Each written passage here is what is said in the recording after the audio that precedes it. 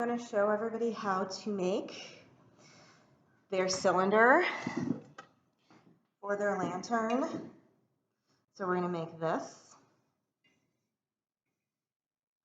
This is what we're going to start off with. The first thing that we need is our sketch.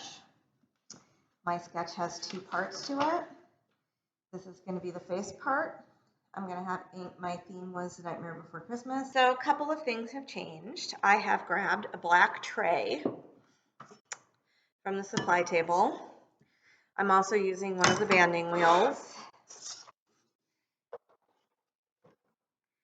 And any supplies that I've used, I have gotten from my little bin. So everything is in there. So I'm going to grab my project. Once it goes on this tray, the next time you take it off is basically when you are done with it. The first thing that I'm going to do is I'm going to compress this. You cannot press on the outside of the clay without having equal pressure on the inside. So I can use my hand for this. I can put my arm all the way in, and I can use my hand. I personally like to use the rolling pin. So the goal is not to have this flat and be scraping. If I have stuff on here, I'm probably doing this wrong. The goal is to be compressing the clay, which means I'm pressing the clay into the rolling pin. I'm trying to also keep this as a circle, so that's really important. I'm going to go on the bottom. This is the bottom of my project right now. I'm going to push to the top, and then I'm going to flip it over, and I'm going to do the same thing with it flipped over. So I'm going to do it in both directions, and you're going to notice I have a little V here. I'm pressing so hard my little V is going to go away. It really will. Because all that clay that's doubled up is going to fill in that little area. The other thing is, now this is smooth. If your rolling pin gets stuck because you're pressing so hard, just rotate it and it'll pop off. So I'm going to keep going. I'm not going to do my face, but I'm going to do as much of the back as I possibly can. And then, if I press so hard, which I did, that I actually made this crooked, I'm going to look at my ruler, put it on, and be like, it's crooked. It's fine. It's okay. I'm just going to wrap my ruler around, and I'm going to press it, because your ruler's straight.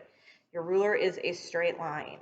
So anywhere that is up, you can see how I pressed a line in with my ruler, and now I can just look at it, and I can just cut along the line my ruler made. Now it's going to be flat again. That was really easy. So if you go a little overboard, pressing, it's fine. There's a way to make it flat again. It is a disaster. So make sure that you hold your ruler down, and you hold it down straight, because especially at the bottom, you don't want it being crooked. Okay? Remember, I'm trying to cut the clay, so I'm not pressing that hard into the mat. Now, I'm going to mark the center of my paper. I just put a little tiny mark in there where the center of my paper was, and then I'm going to move my drawing to the center. I'm going to take this guy out of my clay bucket, and I'm going to draw in everything that I'm cutting out. I'm carving out my little, Jack has those stitches around his mouth, so I'm making sure to put those in because I'm going to cut that too. So I'm going and I'm just drawing a line around the stuff I want to make sure I leave alone that I'm going to carve. Also, if you noticed, I am not drawing this bottom line in, but I drew in the teeth. So when we look at the clay, you can see I have Jack's teeth. If you've never noticed in the movie, Jack has pretty gnarly teeth. They look like he hasn't seen a dentist in a while. I'm going to make my eye. I am not carving this completely out of the clay yet. Oops. I am just drawing it in, and I'm not going to carve it until I put my clay. Okay, and then I'm going to do my nose. So as long as I have everything the way that I want it on my paper, you can see my Jack, hopefully. So next up, I'm going to take the rolling pin from my tray. And before I roll it out, I'm going to make sure nothing is stuck to the slab mat. This is really the important part, because if your stuff is stuck to the slab mat, you're going to be sad. So you know how I'm always like, do not ever touch the edges because you don't want them to be thin? These two edges are going to overlap. So I actually want them to be thin. So I'm just going to take the rolling pin and about the last inch of my slab, I'm going to roll it down so that it's really thin. But I'm only going to go to the last inch. So now,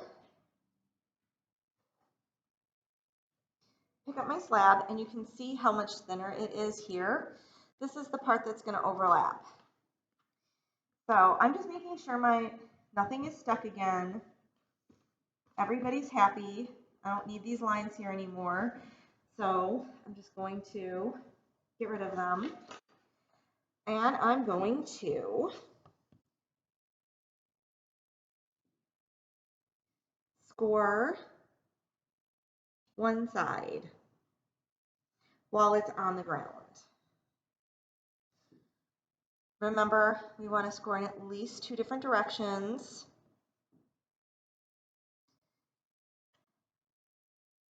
I'm going to take my popsicle stick,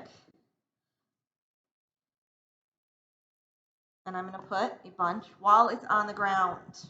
This is when it's easy. Also, try not to get slip on the slab mat, or that means that nobody else can use it for the rest of the day, because we don't want it to be totally wet. Remember, it's score, slip, score again. So I'm going to score it a second time.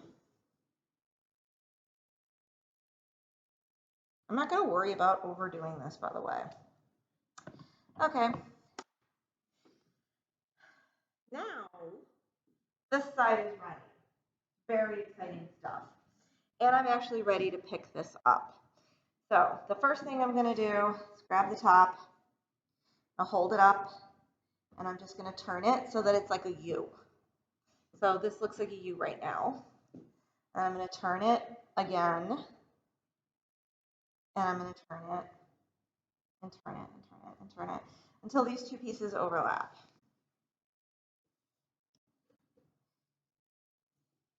And it makes a circle. And then I'm going to look, and if I have a little space like this at the bottom that I can put my finger in, then I'm going to push these together a little bit more so that it's all done. Then I'm going to see where they overlap. Remember, this is the side here that I have already slipped and scored. So I'm going to hold this with my hand, and I'm going to score it. I'm going to avoid scoring this going up and down. I'm going to score it at a diagonal. I'm going to score it a bunch of ways. And then anywhere that it's overlapping that I didn't score, I'm going to score a little bit more. If I need to add slip because I'm scoring more, I'm going to add some slip, and I'm going to rescore. Remember, your project will have a giant crack in it if you do not slip and score this really well. I'm going to pat them together. I'm going to put rolling pin on the inside. I have grabbed a black tray from the supply table. I'm also using one of the banding wheels and any supplies that I've used I have gotten from my little bin. So everything is in there. So I'm going to grab my project. Once it goes on this tray, the next time you take it off is basically when you are done with it. The first thing that I'm going to do is I'm going to compress this. You cannot press on the outside of the clay without having equal pressure on the inside. So I can use my hand for this. I can put my arm all the way in and I can use my hand.